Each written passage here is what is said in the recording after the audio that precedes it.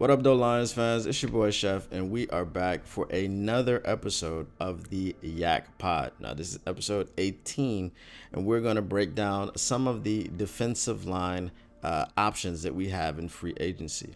According to Spotrac, our top defensive tackle free agents are Chris Jones, DJ Reader, Grover Stewart, Fletcher Cox, Sheldon Rankins, Austin Johnson, Daquan Jones, Justin Jones, Tim Settle, Tyir Tart, Raheem Nunez-Roches, Javon Kinlaw, Christian Wilkins, Quentin Jefferson, Taven Bryan, Shelby Harris, Greg Gaines, Hassan Ridgeway, Lawrence Guy, and Sebastian Joseph. All right. So obviously the last names that I mentioned, this is all according to salaries. All right. So we go from $19.5 million for Chris Jones and $2.7 million for Sebastian Joseph. Okay. So these are the options that we have. Obviously, when you get past Sebastian Joseph, I mean, really, when you get past Christian Wilkins, you know, it's kind of slim pickings, and then you're kind of going bargain shopping. Now, why do I bring this up? Let's look at the top win rates for pass rush when we're talking about defensive tackles. So the top defensive tackle pass rush win rates are Aaron Donald, of course, Chris Jones, of course, Dexter Lawrence, Osa Odigizua, DeForest Buckner, Jalen Carter, Sheldon Rankins, Quinnen Williams, Javon Hargrave, and Eric Armstead. Now that is the top 10. Christian Wilkins comes in at number 13. He's on our list. Obviously, Chris Jones is number 2. He's on our list, but he's not really on our list. He's just on the list as he's the top defensive tackle that's a free agent. If he gets out of KC, I would be mildly surprised. Obviously, they're trying to go for 3, and Chris Jones is a big part of that. So I wouldn't be surprised if they got a deal done, but I also wouldn't be surprised to see him hit the open market and sign with another team, sign to the highest bidder. You know, he's 29 and a half years old. Obviously, he's not getting any younger, so he's going to want to get that bag. And if the highest bidder is offering it to him, they're offering it to him. But I don't think we're going to be the highest bidder. I think that's a pipe dream. Obviously, we know Brad Holmes doesn't really rock that way. But we also don't know what Brad Holmes does when he has money, because Brad Holmes hasn't had money in the 3 years that he's been there. So let's see what happens. But Christian Wilkins is a guy that we can obtain. His salary is $3.9 million last year. So obviously he's going to get a bump up from that. I'm looking at maybe the 10, 11 per year range. So I don't think that would be too bad if we were able to get a Christian Wilkins. So now let's look at the defensive ends. The defensive ends that we have available, funny enough, Leonard Williams is the first one. Now, Leonard Williams is also listed as a defensive tackle on the ESPN pass rush win rankings. Leonard Williams came in on the defensive tackle pass rush win rankings as number 19 out of 20. So Leonard Williams is the top defensive end free agent.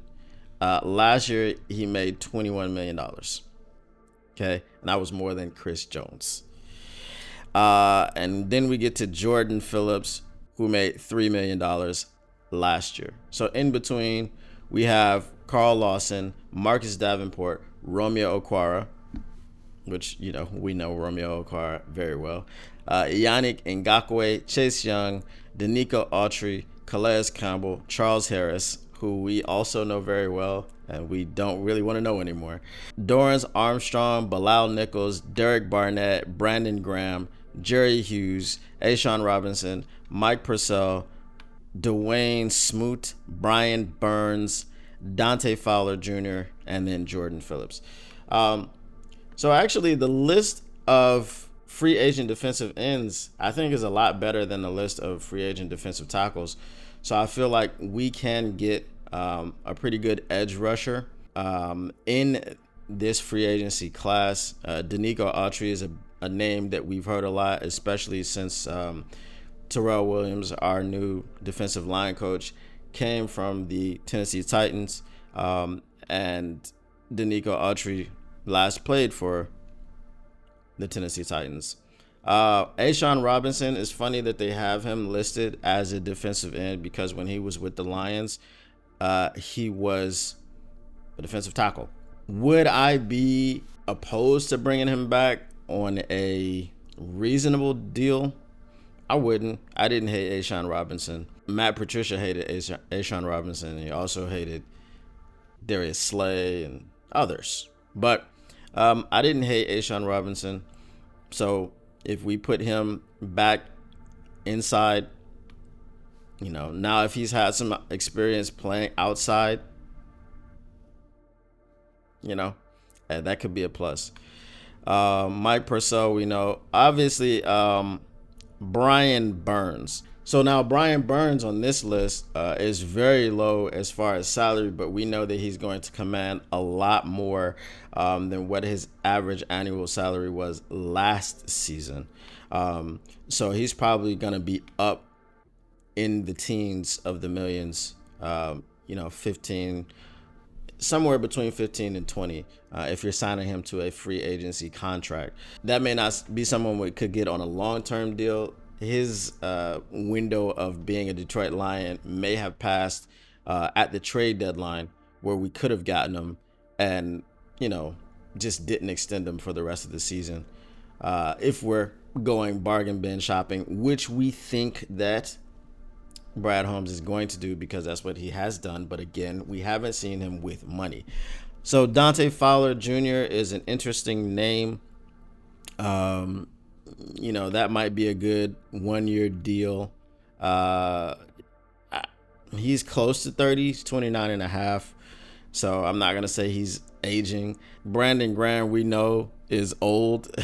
Brandon Graham is almost 36, but he's still been productive. We've got Derek Barnett. Calais Campbell is old. I don't know why it lists Calais Campbell as a defensive end. We know that Calais Campbell is a defensive tackle.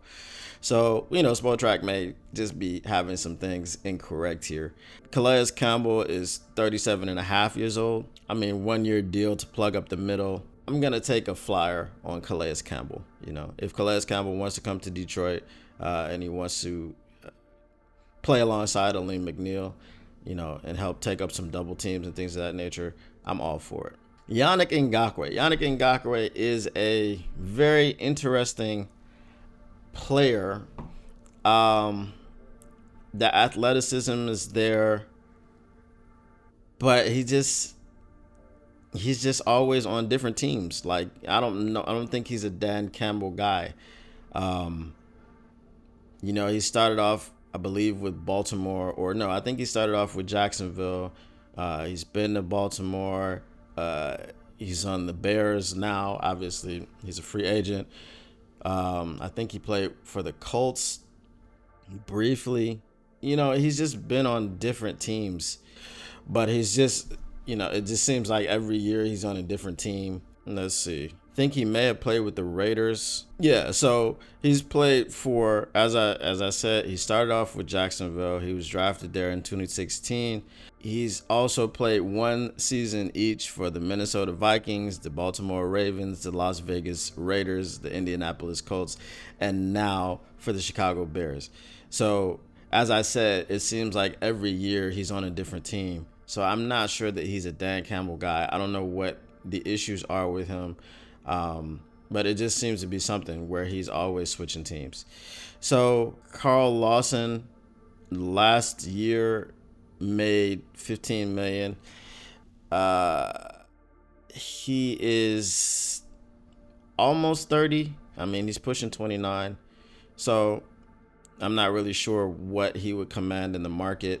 But these are just some of the people that we probably could get. We know Chase Young only made $8 million. last year, but he's going to make a heck of a lot more than that on the open market.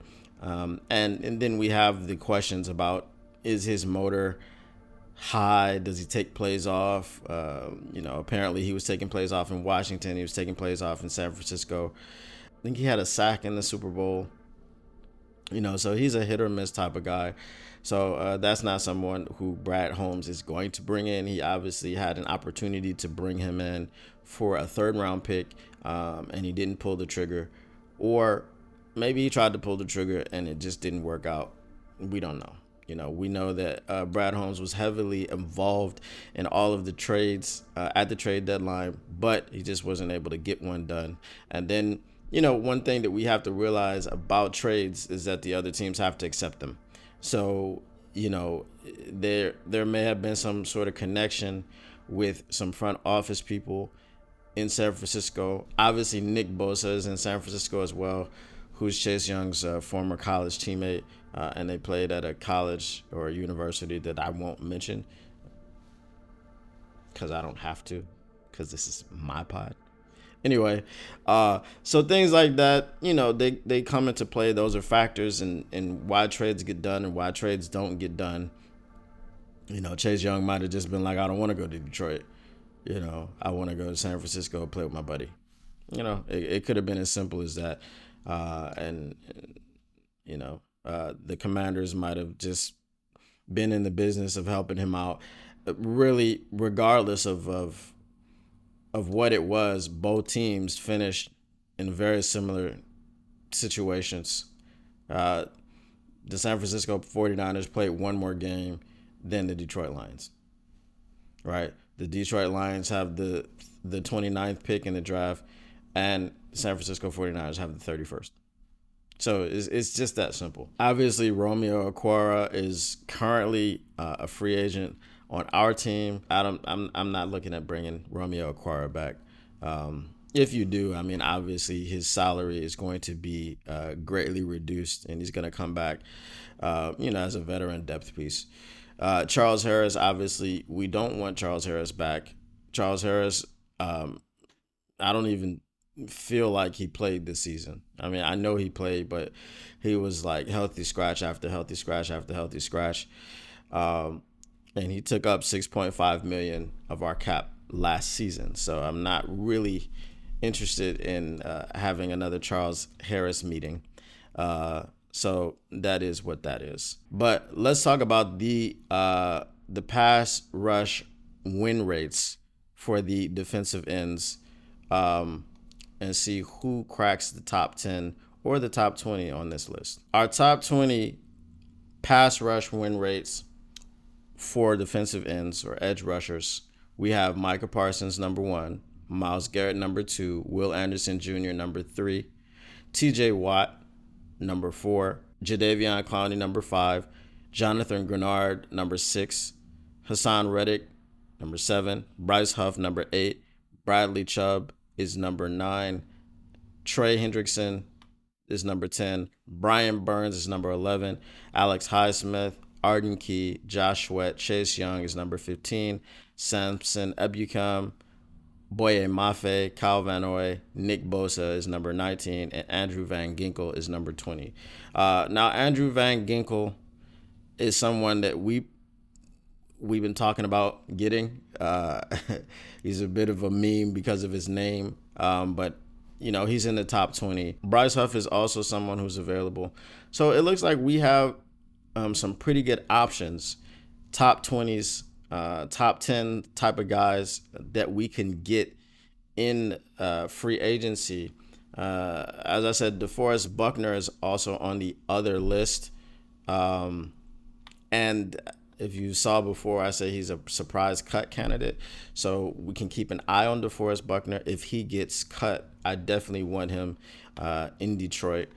Are these guys good at stopping the run? Let's check that. So we have top 10 run stop win rates for edge rushers: Max Crosby, Will Anderson Jr., Samson Ebukam, Carl Granderson, Anthony Jennings, Jermaine Johnson, Myles Garrett, Bradley Chubb, Tuli Pulatu. I think I pronounced that name, Tui Pulatu, and Nick Bosa.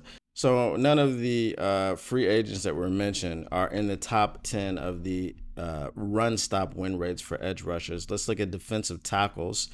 Number one is Derek Brown, Dalvin Tomlinson, Grover Stewart, Harrison Phillips, Ed Oliver, Jordan Elliott, Jordan Davis, Andrew Billings, TJ Slayton, and Solomon Thomas. So I have seen Grover Stewart's name kind of floated around. That's another guy that Indianapolis may be moving on from. And that would be two defensive tackles from Indianapolis, coming off the boards, off the books. And I just kind of wonder what they would look like if they don't bring at least one of those guys back. But there's no one else mentioned in that situation for the top 10 that we could get in free agency. In free agency, we're going to be looking for more of an impact player as an edge rusher. There are some good defensive tackles out there that we could get that can stop the run. Just putting them alongside Elaine McNeil would help our defensive line tremendously. And I don't think that we have to spend a whole lot of money on the defensive line. We can get some decent players at good prices. Like I said, Christian Wilkins would be a good fit here. I don't know about the price tag of Grover Stewart, DeForest Buckner. I think DeForest Buckner would cost a pretty penny. But if you can get a DeForest Buckner, I think you go out and get him. I think you do. Brad Holmes drafts well. We do need to bolster this defensive line. We do need to get some guys in here opposite Elaine McNeil. So I think you pull the trigger, man. If you can get a Grover Stewart, if you can get a DeForest Buckner, do it. But we'll talk a little bit more about the defensive line, and next time I want to make a case for your boy, the problem, James Houston. There seems to be some parts of the fan base who don't like James Houston, but I think most of the fan base loves James Houston. But we'll talk more about him next time. But until then, that's all the time I have for today. As I always say, smash that like button, subscribe, share. You got to be a friend. You got to tell a friend. You got to let them know how we're getting down in this kitchen, the things that we're cooking up. So until next time, peace.